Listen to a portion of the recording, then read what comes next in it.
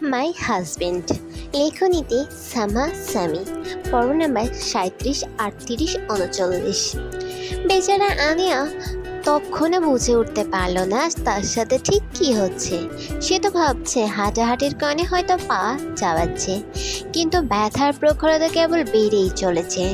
দ্বিতীয়বারের মতো একটা শপ করে প্রহেলকে ডাকতে থাকে। উফ, মিস্টার টাটুয়ালা, কোথায় আপনি? আমার মনে হচ্ছে আমার নিচ দিয়ে কিছু একটা যাচ্ছে। প্রহেল শুনল পুরুষত্ব লিঙ্গটা ঢুকিয়ে আনিয়ার নাভির ওপর ছোট্ট ছোট্ট সফট কিস করতে করতে নাক চেপে ধরলো আনিয়ার। নাভির কালো কুসকুসি তিলটাতে আনিয়া কেঁপে ওঠে। আধো আধো ভাঙা ঘুমে খামচে ধরলো প্রহেলের মাথার ঘন চুল। তার নিঃশ্বাস ক্রমাগত গরম হয়ে আসছে। পিচ্ছিলতা ও লুব্রিকেশন উত্তেজনা তীর করে ভরছে। সেই সাথে বাড়ছে প্রহেলের উন্মাদনা হাতের স্পর্শ। প্রহেল আনিয়াকে নিজের উপরে তুলে নিজের পুরুষত্বের উপর আনিয়াকে বসে ধাক্কা দিতেই আনিয়া গভীর নিন্দা থেকে বেরিয়ে চিৎকার করে ওঠে, আল্লাহ গো! আনিয়া এক হাতে প্রহেল এক হাতে আনিয়ার উদর চেপে ধরলো, তো অন্য হাতে আনিয়ার মুখ চেপে। আনিয়ার ঘুম পুরোপুরি কেটে গেল। এবার আতঙ্ক হয়ে নিজেকে ছাড়ানোর চেষ্টা করতে প্রহেল ফিসফিস কণ্ঠে বলে, জান, আমার ছোট্ট ফ্লাওয়ার নড়ো না পাখি, আমার ওটা বের হয়ে আসবে। কে শোনে কার কথা? আনিয়া তো বুঝে ওঠার পর থেকে কেঁদেই যাচ্ছে আর ছাড়ানোর চেষ্টা করছে। এভাবেই প্রহেল আনিয়ার না করা সত্ত্বেও ডুবে গেল আনিয়ার মাঝে। শেষ রাতের দিকে আনিয়াকে ওখানে নিজের লিঙ্গ রেখেই প্রহেল আনিয়ার ছোট্ট বইকে মুখ গুজে ঘুমের দেশে পাড়ি জমায়। নতুন এক সকালে সূর্যোদয় হলো। বাহিরে কোলাহল শান্ত। একটু পর পর সমুদ্রের পানির ঢেউয়ের গর্জন আসছে। সফট পর্দা ভেদ করে বাহিরের সোনালি আলোর রশ্মি ছড়িয়ে পড়ছে সারা রুম জুড়ে। বন্ধ কক্ষে দুই কপোতির ভর্গি নিঃশ্বাসের শব্দ শোনা যাচ্ছে। রাতের ঝড় শেষ হলেও তাদের এই সুন্দর ঘুম ঠিক দুজনের আলিঙ্গনে আবদ্ধ হয়ে থাকলো। ফোন হাতে নিয়ে বসে আছে রিহান। সাগর কখন থেকে স্বামীকে কল দিয়ে যাচ্ছে। সাথে করে লামহাকেও রিহান বসে বসে সাগরের কাণ্ড কারখানা দেখছে। সাগর মুখ পাংশুটে করে স্বামীকে তৃতীয়বারের মতো কল দিতে রিসিভ করে। সাগর কিছু বলবে তার আগে উপাস থেকে ভেসে আসে কারো কর্কশ কণ্ঠ, হ্যালো, কোন যাওয়ার ছেলে এমন বিয়াদবের মতো কল দিচ্ছে? আর একবার কল আসলে ফোন ভেঙে রেখে আসবো বিয়াদব। সাগর বুঝলো না এই মহিলাটি আবার কে। তা প্রশ্ন করে, এই যে আতপাগল আন্টি, কে গো আপনি? আমি আপনাকে কেটে কল দেইনি, আমি আমার আম্মুকে কল দিয়েছি। সাগর স্বামীর কণ্ঠ শুনে বুঝে গেল ভুল জায়গায় সত্যি কথা বলতে এসেছে। তাই ফটাফট কল কেটে দিয়ে লম্বা লম্বা নিঃশ্বাস নিতে থাকে। তার কপাল বেয়ে ঘাম ঝরছে। তা দেখে রিহান তীক্ষ্ণ দৃষ্টি নিক্ষেপ করে বলে, বাসর ঘর থেকে পালিয়ে আসছিস নাকি সিজার রুম থেকে হাওয়া খেয়ে আসছিস? সাগর জিহ্বা দিয়ে ঠোঁট ভিজিয়ে বলে, আল্লাহর অসীম কৃপায় বেঁচে গেছি রে রিহু বেবি। পাপ হওয়ার আগেই খালু বানিয়ে দিত। রিহান বুঝলো কি একটা হতে গিয়েও যে হয়নি। মালয়েশিয়ার সকাল পেরিয়ে প্রান্ত দুপুর হলো। রেজা ফোনে কিছু একটা ঘাটাঘাটি করছে। তৎক্ষণাৎ তার হাত কাঁপিয়ে ফোনটা বেজে ওঠে। রেজা ফোন পিক করতে ওপাশ থেকে বলে, বস, আমরা মেয়েটির খোঁজ পেয়েছি। লোকটি আনিয়ার হোটেলের রুমের ডিটেলস নিয়ে ফোন কেটে দেয়। রেজা ভ্রু নাচিয়ে হাসে।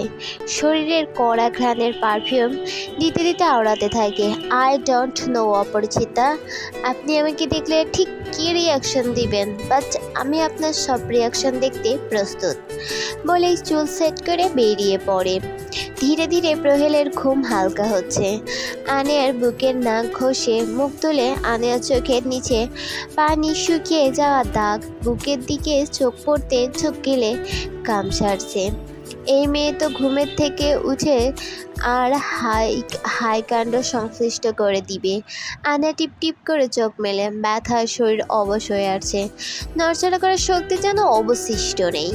প্রহেল আনিয়াকে কম্পোর্টার সহ পাজাকল করে ওয়াশরুমের দিকে হাঁটা দেয়। পানির ঝর্ণা ছেড়ে দিতেই ঠান্ডা পানি উন্মুক্ত গায়ে পড়তেই কাঁটা দিয়ে ওঠে আনিয়ার। তার শরীর জ্বলছে।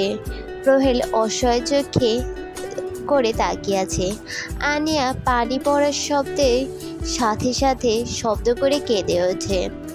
প্রহেল আনিয়ার নগ্ন শরীর স্ক্যান করলো। নাভি থেকে উদর, গলা, ঘাড়, পিঠ জুড়ে অসংখ্য কামড়ের দাগ। জায়গায় জায়গায় লাল হয়ে গেছে। ঠোঁট দুটো লাল হয়ে ফুলে উঠেছে, যার দরুন অনেকটা স্ট্রবেরির মতো লাগছে।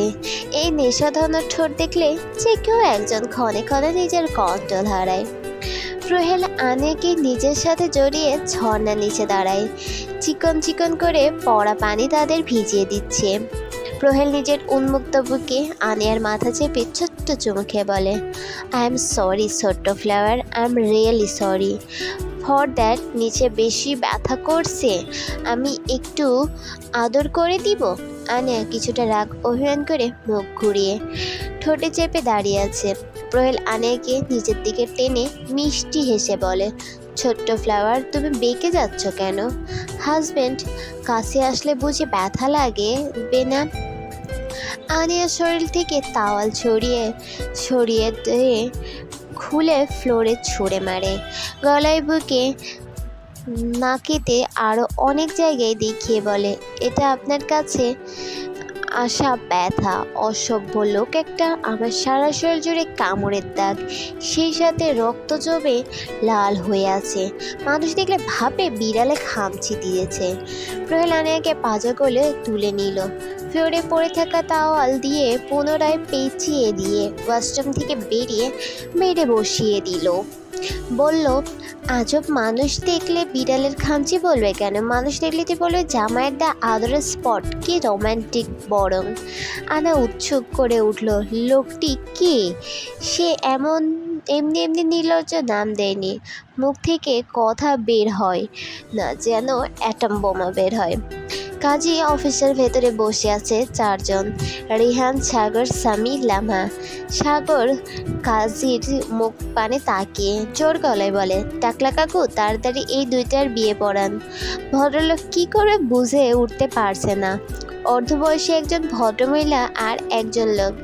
কাজী দুজনের দিকে চাইয়া চাইয়া বলে, কি বাবা, ওনাদের তো দেখে বোঝা যাচ্ছে না ওরা বিবাহিত।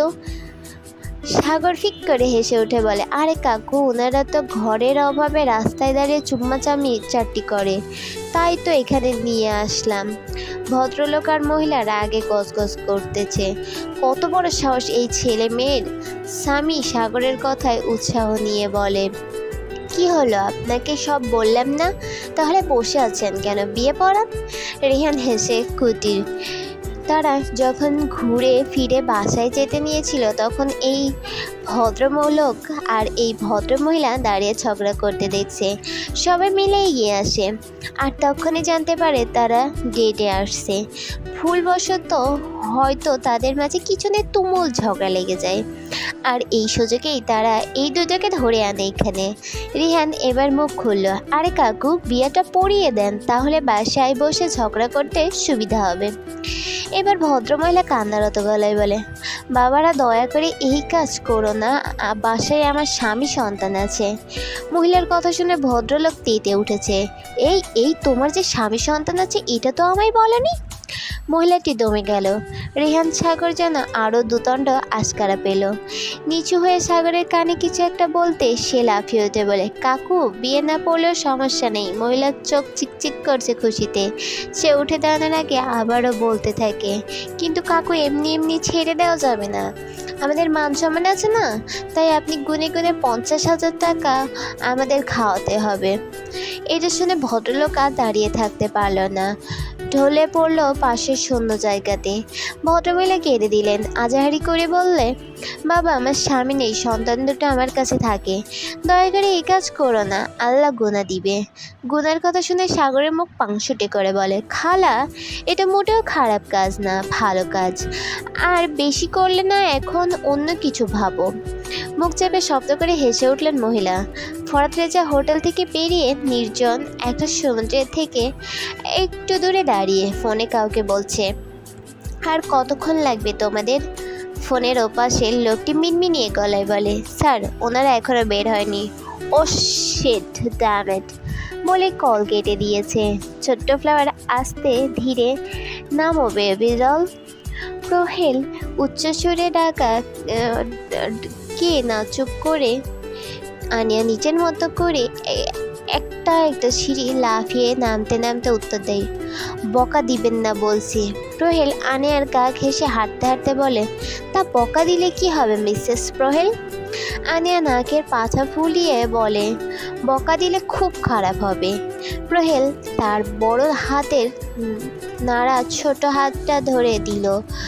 প্রশান্তিতে তার বুক জোরে ঢেউ বয়ে গেল।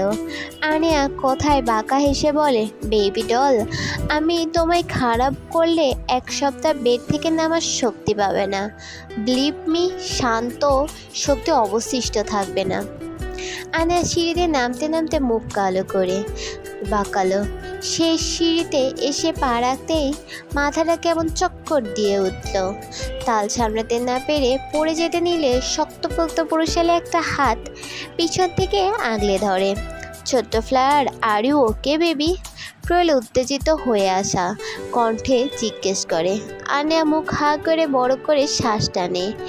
কিছুক্ষণের জন্য গায়ে এলিয়ে দিতেই প্রহেল আনিয়াকে বুকের সঙ্গে ঠেসে ধরে। এক হাতে ছোট্ট মুখটা তুলে চিন্তিত গলায় শোধায়, are you okay? You are not feeling well, let's go to the room. Oh don't need to go anywhere. Ania চোখ বন্ধ করে মুচকি এসে প্রহেলের হাত চেপে ধরে। সময় নিয়ে রয়েছে আস্তে করে বলে, আমি ঠিক আছে, নিচে চলুন। প্রহেল আনিয়ার কথা অগ্রাহ্য করে চিন্তিত গলায় বলে, আমি কোনো রিস্ক নিতে চাচ্ছি না ছোট্ট flower, so let's go to the room. কথার এই পর্যায়ে এসে আনিয়া ছটফট করে নামার জন্য প্রহেল ছাড়ে না, চোয়াল শক্ত করে চেপে ধরে আসে আনিয়ার বাহু। আনিয়া মুখ ছোট্ট করে অভিমানী সুরে বলে, আপনি আমায় একটুও ভালোবাসেন না। কপালে পড়া ফাঁস শিথিল হলো।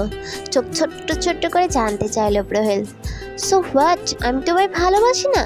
তাহলে রাত দিন কাকে চেপে ধরি? আনিয়া দমে গেল।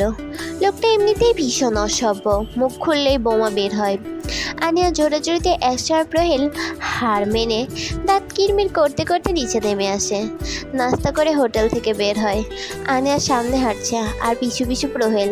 জায়গাটা আপাতত নীরব, লোকজন কম। আশেপাশে কয়েকজন কাপল পিক তুলছে, কেউ বা প্রকৃতির ক্যামেরায় বন্দি করছে। এইভাবেই সারাদিন পার হলো ঘুরে। দুপুরে হালকা খেয়ে আবারও ঘোরায় মনোযোগী হয় দুজন। ধীরে ধীরে পশ্চিম আকাশ শক্তিমাপায় রঞ্জিত হয়ে উঠল। অস্তগামী সূর্যের শেষ আলোয় মালয়েশিয়ার বিস্তৃত সমুদ্র রেখা জুড়ে সোনালি কমলা মোহময় আবরণ ছড়িয়ে দিল। দূর দিগন্তের পাহাড়গুলো ক্রমশ সন্ধ্যায় আবছা আধারে বিলীন হতে লাগলো। আর শীতল বাতাসে মৃদু পরশে প্রকৃতি যেন নিস্তব্ধ প্রশান্তির এক পার্থিব আবরণে নিজেকে মুড়ে নিল। আনিয়াকে নিয়ে হোটেলের দিকে আগাচ্ছে প্রহেল। সারাদিনে হাঁটাহাঁটি করে এখন বেশ ক্লান্ত লাগছে। এটাই বোধহয় ঘুরতে আসার ফল। আনিয়া দিব্যি হাঁটছে, আশেপাশে পরখ করে রাতের সৌন্দর্য দেখতে ব্যস্ত। হোটেলে ঢুকবে এমন সময় প্যান্টের পকেটে থাকা মোবাইলটা উচ্চ শব্দে বেজে ওঠে। কপালে ফাঁস ফেলে বিরক্ত নিয়ে ফোন বের করে। নিষাদ লেখা। ওখানে সব ঠিক আছে? প্রহেলের প্রশ্নে নিষাদ উত্তর করতে পারল না। সময় নিয়ে ছোট্ট করে বলে, ছাড়, ওনারা আপনাকে ছাড়া ডিল ফাইনাল করছে না। প্রহেল বিরক্ত হলো। চল শক্ত করে দাঁতে দাঁত চেপে ধরে চিবিয়ে চিবিয়ে বলল, ডিল ক্যান্সেল করো। এই বালের ডিল আমি করবো না, গট ইট। নিষাদ স্যারের রাগ সম্পর্কে অবগত, তাই বিনা বাক্য ব্যয়ে ফোন কেটে দেয়। প্রহেল ফোনের স্ক্রিনে চোখ বলে আনিয়ার কাছে ফিরে আসতে দেখতে পায় আনিয়া নেই। বুক ধক করে উঠল। আশেপাশে চোখ বিলিয়ে কোথাও নেই। জোরে জোরে ডাকলো, ছোট্ট ফ্লাওয়ার, কোথায় তুমি? কোনো শব্দ এলো না। কোহেল চিন্তিত বদনে আবার ডাকলো, what happen? Talk to me, I am calling you little flower. না, এবারও কোনো শব্দ এলো না। তার ছোট্ট ফ্লাওয়ার কোথায় গেল? সে তো ফোনে কথা বলার জন্য একটু সাইডে গিয়েছিল। যাওয়ার আগে বলেছিল এখান থেকে যেন এক পাও না নড়ে। তাহলে কোথায় গেল? এখানে কিছু চিনে না। আনিয়া প্রহেলের যেন দিশেহারা হয়ে উঠল। চোখ লাল হয়ে আসছে, বুকের বাপাশে সূক্ষ্ম ব্যথা চিনচিন করছে।